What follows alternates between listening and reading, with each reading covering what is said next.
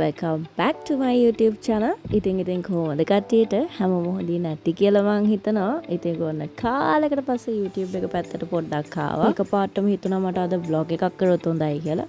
ඉතින් මම vlog එකක් කරා. දවස පටන් ගද්දි නම් plans ගොඩාක් තිබ්බා. ඉතින් අපි බලමු දවස අන්තිම වෙද්දි මං ඒ ඔක්කොම ටික කරයිද කියලා. උදේ පාන්දර මම මේ යන්නේ මගේ යාළුවෙක්ගේ birthday shoot එකකට පොඩි help එකක් දෙන්න.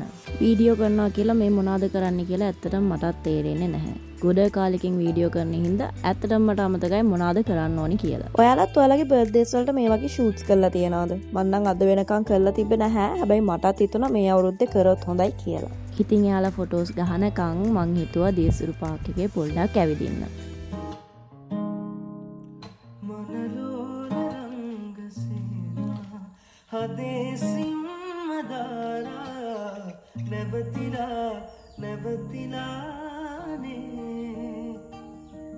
मुबरहस कियन गीता सेमिन सिन्ने माता පැටලිලා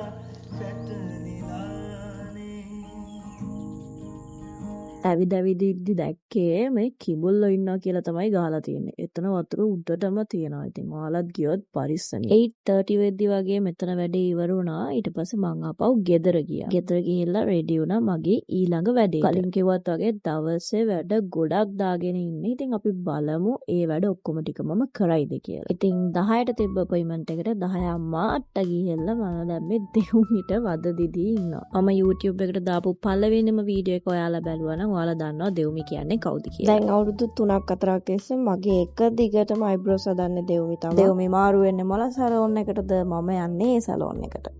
මම ඔයාලත් එක්ක තව වැදගත් දෙයක් ෂෙයා කරගන්නම්. ඔයාලට පේනවා ඇති මගේ මූණේ මේ සයිඩ් එකේ ලොකු පැච් එකක් තියෙනවා. මාස කීපයකට කලින් මට ඇක්සිඩන්ට් එකක් වුණා. ඉතින් ඒ ඇක්සිඩන්ට් එකෙන් පස්සේ වෙච්ච තුවාලේ වේලෙද්දි එතන කළු වුණා. ඉතින් අපි අහලා තියෙනවානේ ඔලිව් ඔයිල් ගෑවම සාමාන්‍යයෙන් පැචස් යනවා කියලා. ඉතින් මාත් ඒ විදිහට ඔලිව් ඔයිල් යූස් කරා. හැබැයි මගේ මේක එන්න කළු වුණා. මං ගොඩක් බය වුණා. බය වුණ පාරට මම ડોක්ටර් කෙනෙක්ට මේක පෙන්නුවා. එතකොට ડોක්ටර් තමයි මට තියෙන්නේ සෙන්සිටිව් ස්කින් එකක් නිසා ඔලිව් ඔයිල් මට හරියන්නේ නැහැ කියලා. මටත් ප්‍රශ්නයක් තිබ්බේ මං ඔලිව් ඔයිල් ගාලා අවුවටවත් ගියේ නැති කෙනෙක්. ඉතින් කොහොමද මේක මෙච්චර කළුනේ කියලා. පස්සේ ડોක්ටර් මට කිව්වා ඇලෝවෙරා යූස් කරන්න කියලා. ඇත්තටම ඒකට හරි ගියා. ඉතින් මං ඔයාලට කියන්නේ මේ වගේ තුවාලයක් ඔයාලට වුණොත් අනිවාර්යයෙන්ම ડોක්ටර් කෙනෙක්ට පෙන්නන්න. ඇත්තටම මම මුලදීම ડોක්ටර් කෙනෙක්ට මේක පෙන්නුවා නම් මගේ තුවාලේ මෙච්චර කාලයක් යන්නේ නැහැ හොඳ වෙන්න. හරි ඒ වැඩේ ඉවරයි. බලන්න මගේ අයිබ්‍රෝස් දෙකේ ලස්සන.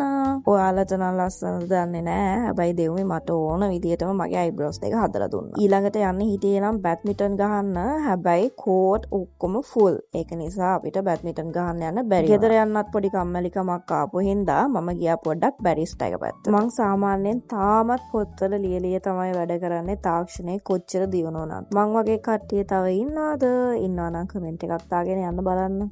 වැඩ ටික කර කර ඉන්න අතරතුර මෙන්න මෙයාත් තාව මාව බලන්න. ඔයාලා ඉතින් දැනටමත් දන්නවනේ මේ කවුද කියලා. මං කොච්චර බැන්නත් කොච්චර රණ්ඩු වුණත් අම්මගෙන් අක්කගෙන් පස්සේ මට ගොඩාක් ආදරය කරන කවදාවත් මාව දාලා යන්නේ නැති මගේ හොඳම යාළුවෙක් තමයි ටිරා කියන්නේ. ඉතින් මෙයා එක්කත් මෙතනට චුට්ටක් කියෝ ඉඳලා ඊට පස්සේ මම ගියා කූල් ප්ලැනට් එකට. වෙන මොකුත් නිසා නෙමෙයි ළඟදී ඉඳලා මට දාන්න හරි හමන් මේ වගේ සැන්ඩල්ස් දෙකක් මාස හිතුනේ නැහැ. ඔයාලා දන්න කොහේ හරි තියනවදනේ අඩුවට මේ වගේ ලස්සන සැන්ඩල්ස් ගන්න තැන. තියනවා නම් මතක ඇතුව යටින් කමෙන්ට් එකක් දාගෙන යන්න. තෝරලා අන්තිමට මම මේ කළු පාට දෙක ගත්තා. බිල් කරලා එළියට යද්දී මම දැක්කේ මේ පානිපූරි තැන. මම පානිපූරි කන්න මාර මාස කෙනෙක්. සාමාන්‍යයෙන් මේවා ඉක්මනට කන්න ඕනේ නැත්තම් නිකන් ñොක් වෙනවා. හැබැයි ඉතින් ගෙවල් වලට ළඟ නිසා මම හිතුවා එක්කෝ ගෙදර ගිහින්ම කනවා කියලා. පානිපූරි ටික අරගෙන මම ගියා බෑග් එක ගන්න. මෙයාලගේ බෑග් කවුන්ටර් එක දිගයි කැෂියර් කවුන්ටර් එකට වඩා. ටුක්කේකින් ගාන ඇව්වා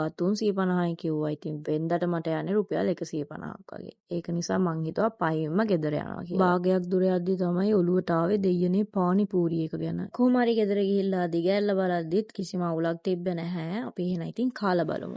ඔයාලා ගෙදරත් ඉන්නවද මේ වගේ මැඩම් කෙනෙක්? අපි කන එක එයාටත් ඕනේ. අපේ රින්කිට නම් මං කොත්තමල්ලි බිව්වොත් ඒකත් එයාට ඕනේ. හරි එහෙනම් අපි දැන් කාලා බලමු මේක කොහොමද කියලා. ඇත්තටම මේක මාර රහට තිබ්බා.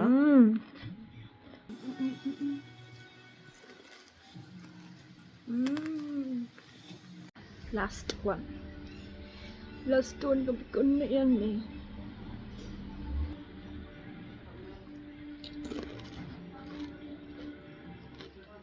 ඊට පස්සේ ඉතින් යන්නේ හිටපු වැදගත්ම ගමන නවත්තලා අපි ගියා මෙන්න මේ රග මැච් එක බලන්න. නිව්සීලන්ත ටීම් එකයි අපේ ටීම් එකයි තමයි ප්ලේ කරේ. ඉතින් කියන්න සතුටුයි අපේ ලංකාව පෙරදුනා.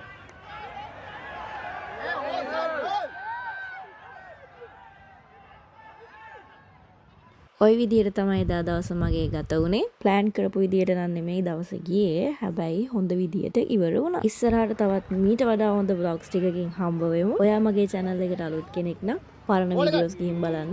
ඒවා ගොඩාක් ආත. ඒ වගේම මාව අමතක නොකර subscribe කරන්න. මේ වීඩියෝ එකටත් like එකක් දාලා share කරන්න අමතක කරන්න එපා. ඉක්මනින් අලුත් වීඩියෝ එකකින් හම්බ වෙනකන් ගිහින් එන්නම්. bye bye.